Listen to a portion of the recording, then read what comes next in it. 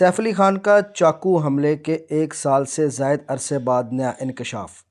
بالی would مشہور اداکار سیف علی خان نے ممبئی میں گھر کے اندر چاقو حملے میں زخمی ہونے کے ایک سال سے زائد عرصے بعد واقعے کی تفصیلات سے پردہ اٹھایا ہے اور نیا انکشاف کیا ہے۔ بھارتی میڈیا کے مطابق سیف علی خان نے انکشاف کیا ہے کہ ممبئی کے علاقے باندرہ میں واقع ان کی رہائش گاہ میں 16 جنوری 2025 کو چاقو سے حملہ کرنے والے ملزم نے نہ صرف انہیں بلکہ ان کے چھوٹے بیٹے جہانگیر کو بھی زخمی کر دیا تھا۔ حملہ آور سیف علی خان کی رہائش گاہ میں بظاہر چوری کی نیت سے داخل ہوا اور اس دوران اداکار کو چاقو کے 6 وار کیے، جن میں ایک انتہائی خطرناک زخم ان کی ریڑھ کی ہڈی کے قریب تھا، جس کے بعد انہیں فوری طور پر علاج کے لیے اسپتال منتقل کیا گیا۔ سیف علی خان نے حال ہی میں اس واقعے پر کھل کر بات کی اور اعتراف کیا کہ اس خوفناک رات کی یادیں آج بھی ان کا پیچھا نہیں چھوڑتی، اور بتایا کہ آیا وہ مستقبل میں اس شخص کو معاف کر سکیں گے جس نے ان پر اور ان کے خاندان پر حملہ کیا تھا۔ حملے کے بارے میں بات کرتے ہوئے سیف علی خان نے بتایا کہ گھر میں گھس کر آنے والے شخص نے مذمت کے دوران ان کے چھوٹے بیٹے جہانگیر علی خان کو بھی زخمی کر دیا تھا۔ اداکار نے بتایا کہ شور شرابہ سن کر وہ فوراً اپنے بیٹے کی حفاظت کے لیے اس کے کمرے کی طرف دوڑے، جہاں ان کا سامنا ایک ایسے شخص سے ہوا جس کے ہاتھ میں چاقو تھا۔ حملہ آور کو قابو کرنے کی کوشش میں سیف علی خان کو چاقو کے کئی وار لگے۔ وہ اس سے قبل بھی بتا چکے ہیں کہ ان میں سے ایک زخم ان کی ریڑھ کی ہڈی کے انتہائی قریب لگا تھا، جس کے باعث انہیں فوری طور پر سرجری کروانا پڑی۔ سیف علی خان نے کہا کہ چور باتھ روم کی کھڑکی سے گھر میں داخل ہوا،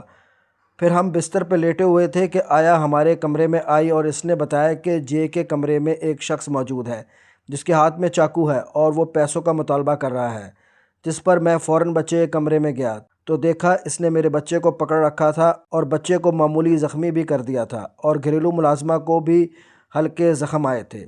چور کے والے سے انہوں نے کہا کہ اگر میں لائٹس آن کرتا اور پوچھتا کہ کیا تمہیں معلوم ہے کہ تم کہاں ہو اور کیا کر رہے ہو، تو شاید میں اسے آرام سے بات کر کے روک سکتا تھا۔ سیف علی خان نے بتایا کہ یہ تمام واقعات اچانک پیش آئے، جس کی وجہ سے زیادہ سوچنے کا موقع ہی نہیں ملا اور فوری رد عمل دیا۔ تاہم بعد میں جب اس پر غور کیا تو محسوس ہوا کہ ان کے تمام اقدامات صرف اپنے خاندان کو محفوظ رکھنے کی فطری کوشش کا نتیجہ تھے۔